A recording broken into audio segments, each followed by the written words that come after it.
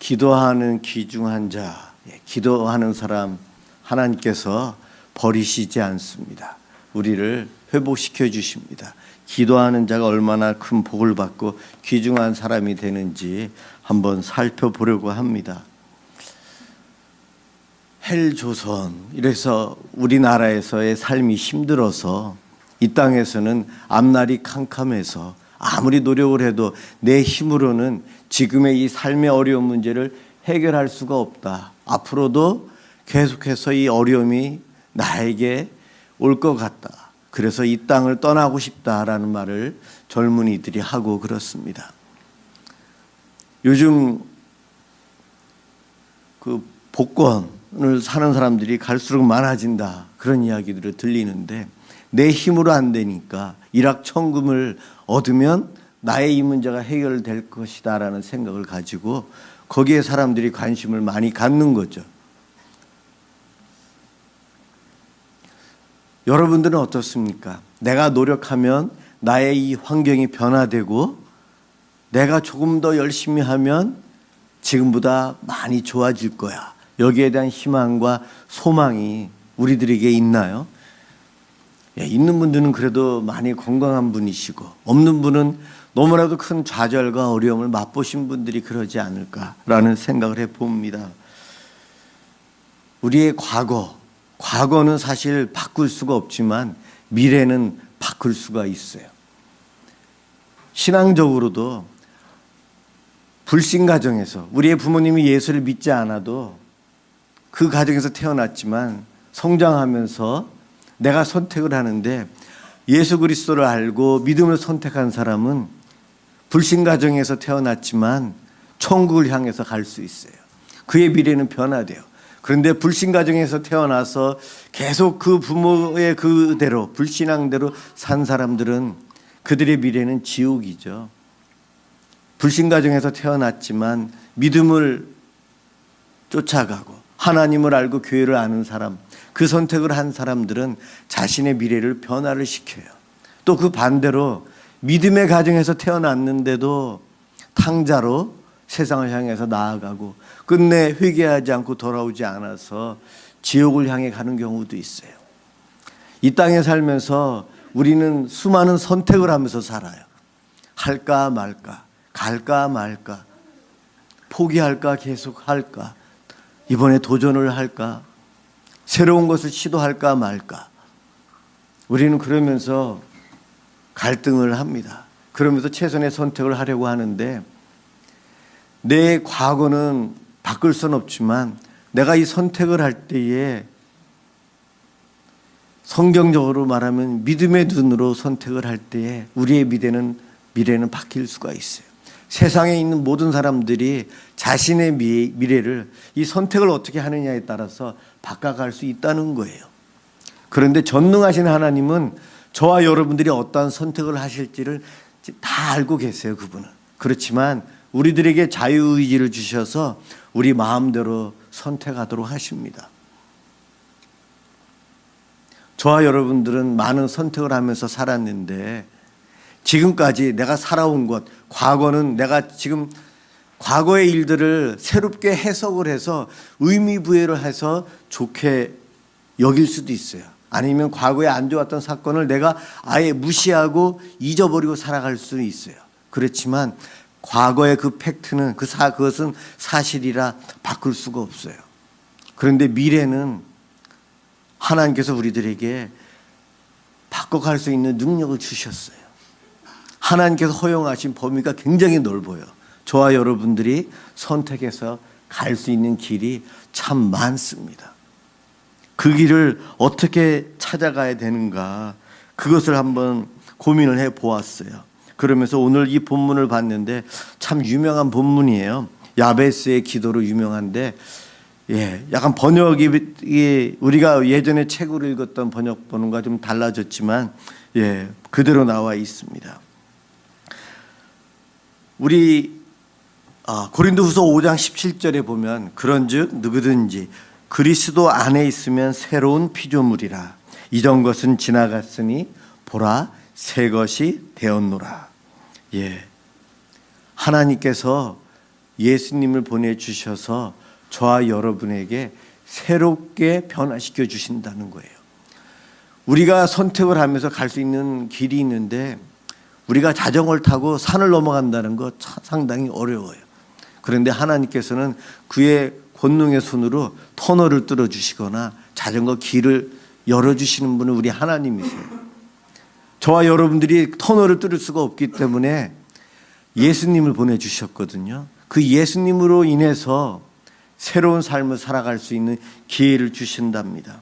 그리스도 안에서 우리의 미래를 바꾸어 갈 수 있다는 거예요. 하나님 앞에서 우리가 어떻게 살아야 하는가? 결론부터 말씀드리면 하나님의 앞에서 저와 여러분들이 믿음으로 살면은 우리의 미래는 변화시킬 수 있어요. 긍정적으로 변화시킬 수 있어요. 이 믿음이라는 것은 오늘 이 야베스의 경우는 믿음의 기도를 통해서 변화시켰고요. 성경의 다른 인물들은 믿음의 사역들, 믿음의 찬양, 믿음의 예배, 믿음의 제물, 믿음으로 과거는 힘들었지만 미래를 새로운 축복의 길로 가는 신앙의 인물들이 성경에 많이 나와 있어요. 내가 믿음으로 간다면 내 과거와 상관없이 나의 미래는 내가 바랄 수 있는, 소위 말해서 복받은 삶을 살 수 있다는 것입니다. 야베스의 기도, 브루스 윌킨슨이라는 사람이 쓴 책, 미국에서 먼저 히트를 치고 우리나라에서 번역이 되어서 정말 많은 사람들이 읽었어요. 기도하면 된다. 그래서 그 책을 너도 나도 없이 사서 읽고 선물하고 참 좋은 영향력을 끼쳤어요. 반대로는 너무 미신적이고 샤머니즘적이고 이기적이다. 그런 부정적인 면도 있었지만은 그래도 더 큰 긍정적인 영향력을 한국 교회에 끼친 책이라고 생각합니다. 그 책을 쓴 이 저자는 하나님의 성품은 우리에게 넘치도록 복을 주시는 성품을 갖고 계신 분이 우리 하나님이시다. 우리가 하나님 뜻에 합당하게 열심히 기도하면 우리는 그 복을 다 누릴 수 있다. 그런데 기도하지 않아서 그 복을 못 누리고 있다. 이게 저자의 이야기예요. 그래서 기도하면 된대요. 그 책 가운데 우화가 나와 있죠. 존슨이라는 사람이 죽어서 천국에 갔는데 베드로를 만나요. 이건 우화예요, 우화. 베드로를 만나서 천국 구경을 하다가 한 창고에 이르러요. 창고에 가서 문을 열어보니 리본이 묶여져 있는 하얀 상자들이 가득 차져 있어요. 거기에 이름이 써 있어요.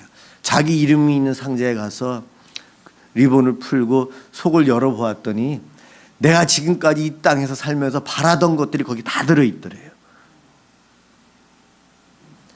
베드로가 하는 말이 안타까운 표정으로 사실은 하나님께서 너에게 주려고 선물 보따리를 마련해 놓았는데 너가 구하지 않아서 너에게 가지 않고 거기 상자에 남아있는 거라고요. 이거는 하나의 우화이지만 예화이지만 한쪽 면에 있어서는 진리를 이야기하고 있는 거예요. 우리 하나님께서는 저와 여러분들이 이 땅에 살면서 승리자로 살길 원하세요. 풍성한 은혜를 누리고 살길 원하세요. 그럼요. 우리가 누릴 수 있는 복들이 참 많은데 구하지 않아서 못 누리는 것이 있다. 이것이 브루스 윌킨슨의 그 마음이에요. 그가 전하고 싶었던 메시지는 이거예요. 자, 여러분, 내가 정말 성령 충만해서 하나님께 간절히 기도한 게 지금 최근에 언제였었나요? 최근에 정말 하나님 앞에 내가 정말 전심을 다해서 기도한 적이 언제였었나요? 어떤 분은 오늘 새벽에요. 오늘도요. 오늘 이 자리에 오면서도 차 안에서도 그렇게 기도했어요. 그런 분들이 계실 거예요. 그런데 어떤 분들은 늘 기도하고 살지 형식적이고 종교화돼 있어서 아무 의미 없이 기도 생활이라고도 할 수 없죠. 기도하는 척 하면서 산 분들도 상당히 많을 거예요. 이 후자에 대한 분들이 기도하지 않아서 받아야 될 복을 못 받고 살아간다는 거예요. 오늘 본문에서 소개하는 야베스는 누구입니까? 사실 유명하지도 않은 사람이에요. 다윗의 혈통 유다 지파지만 유명하지 않아서 뼈대가 없는 집안의 자손이에요. 3장에 보면 왕족의 족보가 나오는데 거기에 안 나와 있어요. 4장에, 오늘 읽은 4장에 비로소 간략하게 야베스에 대한 소개가 나오는데 9절 후반에 보면 그의 어머니가 이름하여 이르되 야베스라 하였으니 이는 내가 수고로이 낳았다 함이더라. 출산도 쉽게 하지 않았대요. 난산을 한 것 같아요. 아주 어렵게 해서 고생 가운데 태어난 이가 바로 야베스예요. 그래서 그 어머니가 야베스의 이름을 괴롭다 하다, 슬프게 하다라는 뜻의 이름이. 예. 이름 자체가 이스라엘이나 우리 한국 사람들은 이름을 중요시하잖아요. 그런데 그 이름이 야베스라는 이름 안에 고통을 안겨주다라는 뜻을 가지고 있어요. 야베스는 과거가 그렇게 복받은 출생이 아니라는 거예요. 태어나지 말았어야 될 내가 태어난 것 같다. 그 말이 야베스에게는 적합한 것 같습니다.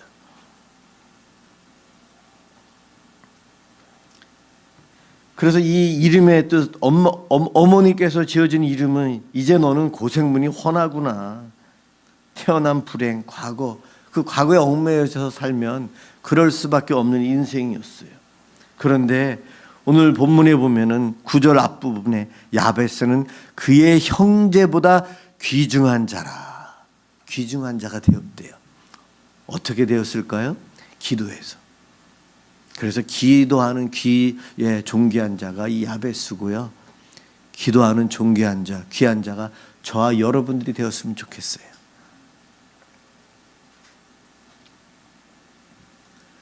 야베스는 과거에 태어났을 때 어렵게 태어나서 과거가 안 좋았지만 기도를 통해서 미래가 더 밝아집니다.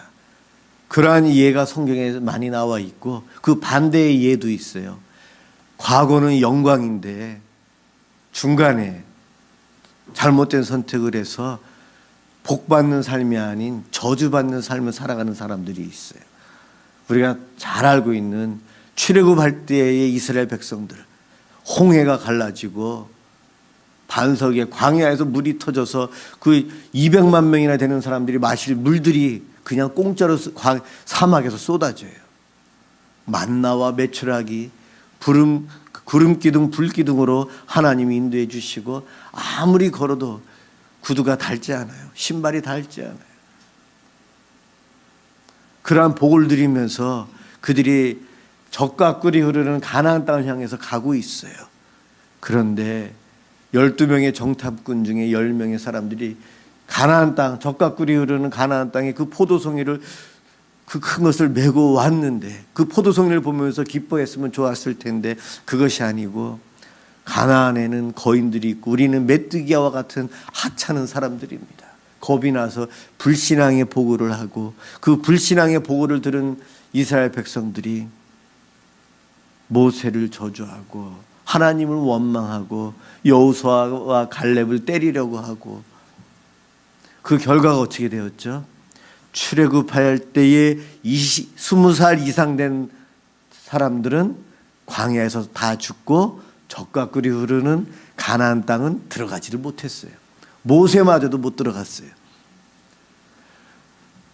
광야에서 죽은 이 사람들, 그 사람들 중에는 구원받지 못한 사람도 있었을 것이고 구원받은 사람들도 있었을 거예요. 구원의 문제가 아니고요. 이 땅에서 풍성히 누릴 수 있는 복이라는 측면에서 젖과 꿀이 흐르는 가나안 땅을 경험하지 못하는 저주를 받은 사람들이 출애굽할 때 당시에 여호수아와 갈렙 두 사람 빼놓고 20살 이상 된 사람들은 다 그 저주를 받아서 가나안의 축복을 못 누렸어요. 누릴 수도 있었는데, 누릴 수 있었는데 구원의 문제가 아니고요. 구원의 복 말고 이 땅에서 우리가 할 수 있는 건강의 복, 물질의 복, 사람과의 관계의 복, 형통의 복 이런 것들, 이런 것들을 이 땅에서 누릴 수도 있었는데 못 누렸다는 거예요. 광야에서만 있던 그들이 가나안 땅에 들어갔을 때 그의 후손들이 얼마나 기뻐했습니까?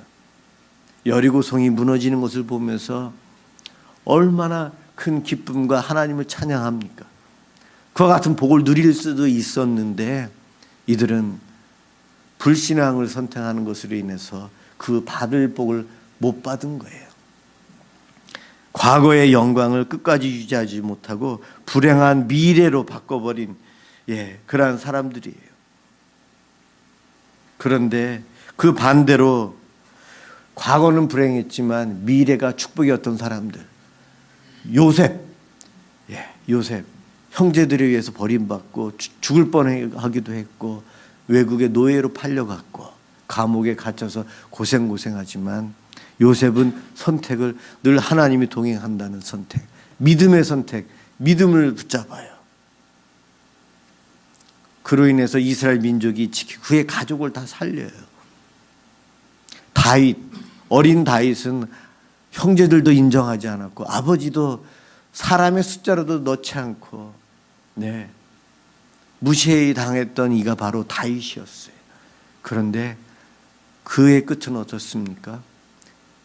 온 유대인들이 존경하는 위대한 왕이에요. 지금까지도 평가를 할 때에 존경받는 왕 다윗. 가정에서도 인정받지 못했던 다윗을 그렇게 존귀한 자로 세워주신 분이 우리 하나님이세요.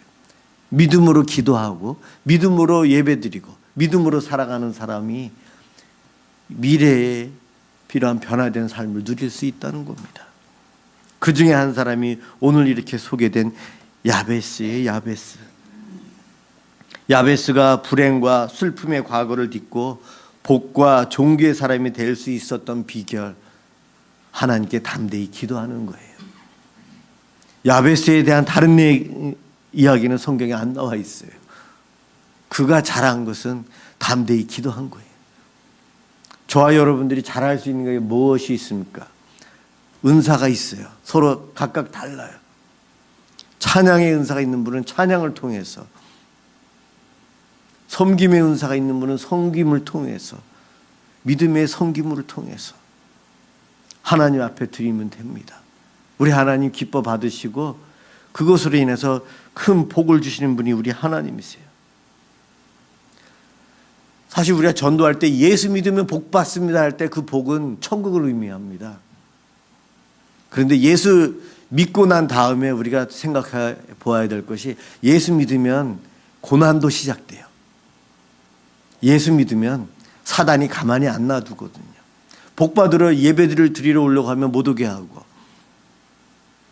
예수를 믿으면 괜히 어딘가 아픔이 오고, 예수를 믿으면 가정에 종교가 달라서 싸움이 일어나기도 하고 하면서 갈등이 오기 시작하면서 영적인 전쟁이 시작되기 때문에 예수 믿으면 고난이 와요. 그 고난, 사단이 우리의 물질을 빼앗아갈 수도 있고 건강을 빼앗아갈 수 있고 가족을 빼앗아갈 수도 있어요. 욥기처럼요. 또 예수를 믿으면 복 받는데 천국이라는 비교할 수 없는 복을 받고 이 땅에서 조금 전에 말했던 물질, 건강, 가족, 사람과의 관계, 또 이러한 복도 더불어 받을 수 있어요. 예수를 믿건 안 믿건 이 땅에서 물질, 가정, 건강, 관계의 문제, 이런 것들은 받을 수도 있고 안 받을 수 있고, 예수 믿는 사람이나 안 믿는 사람이나 비슷합니다. 그렇지만 성경에 보면 열심히 구한 사람은 하나님께서 주셔서 그 복을 누린다는 거예요. 구하지 않았기 때문에 못 받는 일들이 많다는 거예요. 굴러 들어오는 복을 발로 차버린다. 우리 주님께서 우리에게 주시는데 우리가 그러고 있다는 거예요. 그래서 열심히 기도하라. 야베스가 하나님께 복을 달라고 기도하고 있어요. 복을 달라고요. 그러면서 자기의 경계를 넓혀달라고 하네요. 자기의 경계를 넓혀달라. 하남 지역에 가게를 오픈했는데 하나님께서 경계를 넓혀주시면 서울 쪽에 분점을 하나 더 열 수도 있어요. 부산 내에다가도 분점을 열 수 있어요. 경계를 넓혀주시는 복이죠. 이것도 달라고 하시면 하나님께서 주시죠. 그럼요.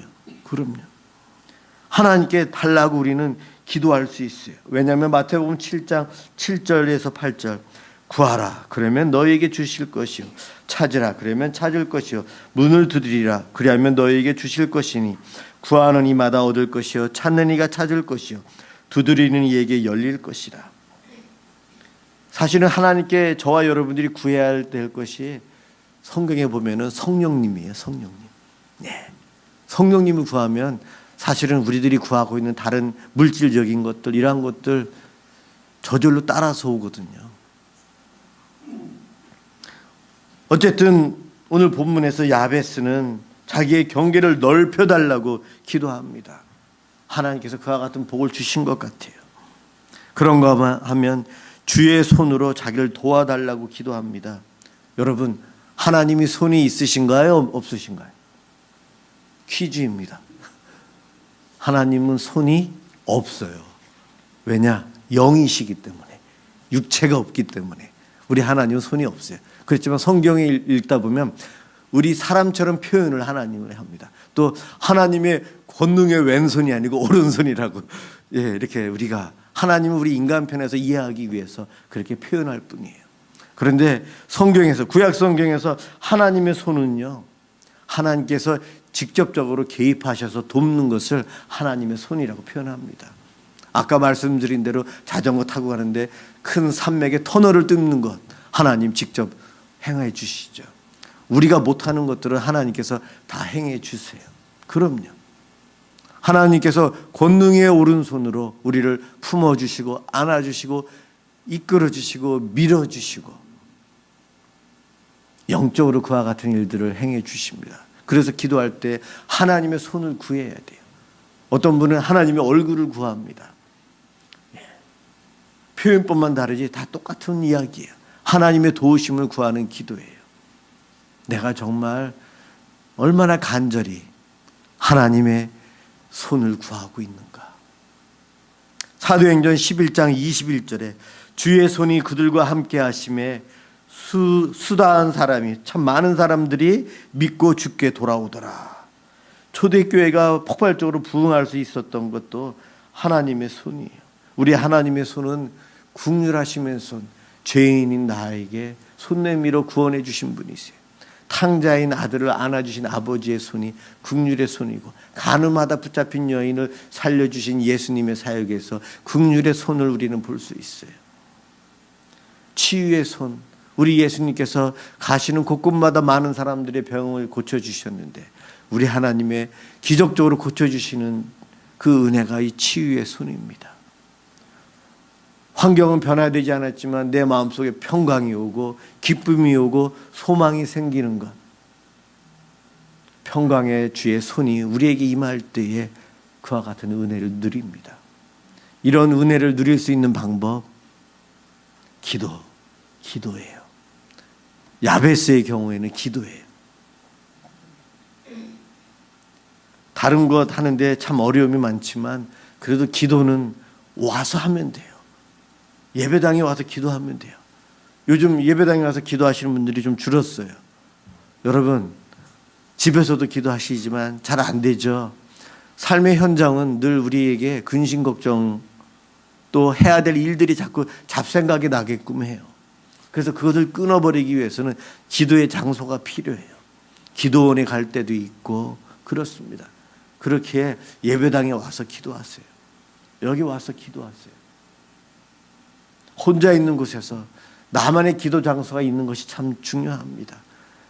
요즘은 자동차 시대니까 자동차 안에서 기도하는 건 상당히 좋아요. 찬양 틀어놓고 소리 내어서 기도해도 돼요. 그럼요. 요즘은 차 안에 코팅을 시커멓게 해서 누군지도 못 알아보잖아요. 그 안에서 마음대로 기도해도 돼요. 그럼요. 기도할 수 있는 나만의 장소를 만들어서 하나님 앞에 간절히 기도하십시오. 부모보다도 더 사랑이 많으시고 부모보다도 더 능력이 많은 분이 우리 하나님이신데 내가 부모에게 달라고 하는데 부모님이 얼마나 거절을 하시나요? 나에게 해로운 것들 때문에 거절하시죠. 부모는 자식에게 줄 수 있으면 모든 것을 다 주고 싶잖아요. 우리 하나님은 더 하십니다. 그런데 우리가 교만해서 게을러서 세상에 빠져 있어서 하나님께 구하지 못하고 있어요. 기도의 사람 조지 뮬러가 이야기합니다. 당신이 가장 최근 온 마음을 다해 성령으로 충만케 되기를 간구한 때는 언제입니까? 아까도 질문했지만 이렇게 기도해야 돼요.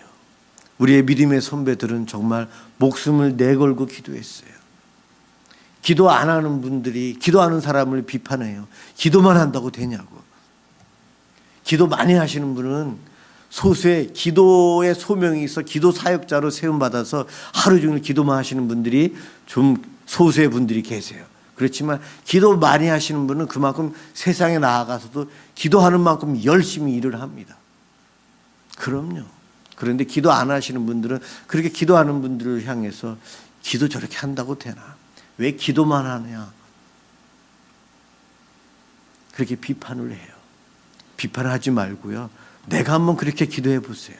그러면 그분들이 그렇게 기도하는 이유를 알게 됩니다. 알게 돼요. 내가 도저히 할 수 없어서 하나님의 손을 구하고 있거든요. 하나님의 직접 개입하여 주셔야만 이것이 해결됩니다. 그것을 알고 있어서 주님께만 매달리는 거예요. 우리 주님, 우리에게 주신다고 약속하셨어요. 야베스가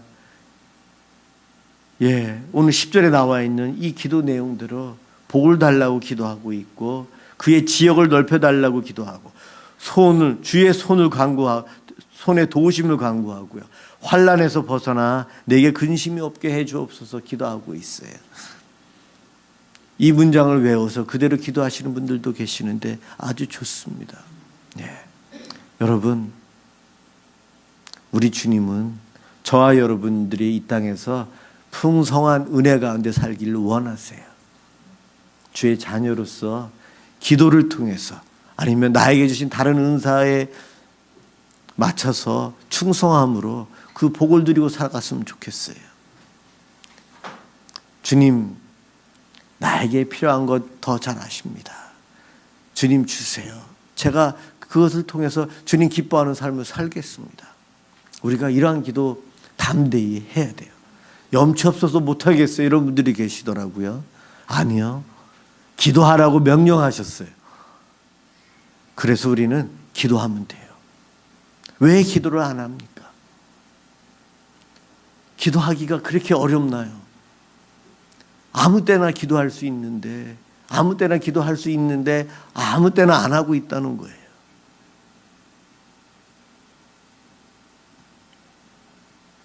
야베스나 우리나 똑같은 사람이에요. 내 과거가 어땠든 상관이 없다는 거예요. 올해, 내년, 앞으로 10년 후 어떻게 될지 우리 하나님은 우리가 잘되고 기뻐하며 살기를 원하세요. 그것을 믿음으로 여러분 받으시고 야베스처럼 기도를 통해서 그 은혜를 누리고 살아가시기를 주님의 이름으로 축원합니다. 기도하겠습니다.